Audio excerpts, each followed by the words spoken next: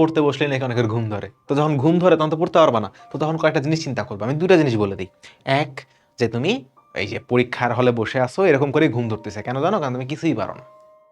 যে এই পরীক্ষা নিয়ে তোমার একদম তীব্র ইচ্ছা, মেডিকেল অ্যাডমিশন টেস্ট হতে পারে, Dhaka university admission test, BUET admission test, HSC পরীক্ষা হইতে পারে, এসএসসি পরীক্ষা হইতে পারে, আইএলস পরীক্ষা ধরে নাও, যে কোনো পরীক্ষা তুমি ধরে নাও যেটা তোমার ইচ্ছা অনেক বেশি, যার জন্য তুমি পড়তেছো, ওই পরীক্ষায় কিচ্ছু লিখতে পারতেছো না, ফাঁকা একদম। স্যার তাকায় আছে, লেখে না কেন? সবাই লিখছে, লেখে না। তখন কেমন লাগবে? চোখের সামনে তোমার এই স্বপ্নটা ধরে ধরে এমনে এমনে ছিঁড়তে তুমি দেখবা চোখের সামনে।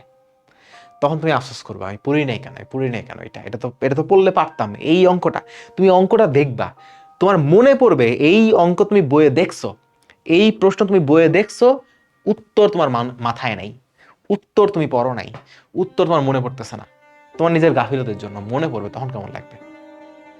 আরেকটা জিনিস মনে করবা, যে তোমার রেজাল্টটা আসছে, সবাই সবার ফ্যামিলিতে রেজাল্ট জানাচ্ছে যে হ্যাঁ হ্যাঁ আমার তো এই যে এখানে হয়েছে, হ্যাঁ যে আমার এই র্যাঙ্ক আসছে, হ্যাঁ আমার তো এই যে এই রেজাল্টটা আসছে।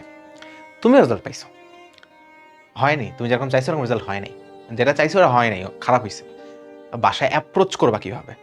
যেই বাসায় তোমার ওই একটা রেজাল্টের জন্য অনেক দিন ধরে ওয়েট করতেছে, একদম ধীর প্রতীক্ষা অপেক্ষা করতেছে যে ছেলেটা আমাকে এই রেজাল্টটা জানাবে, মেয়েটা আমাকে এই রেজাল্টটা জানাবে, তুমি সম্পূর্ণ ভিন্ন একটা রেজাল্ট নিয়ে গেছো, যে রেজাল্ট তোমার বলতেও লজ্জা করে, ওই রেজাল্টটা তুমি সেদিন কনফ্রন্ট করে সবাইকে জানাবা কেমনে?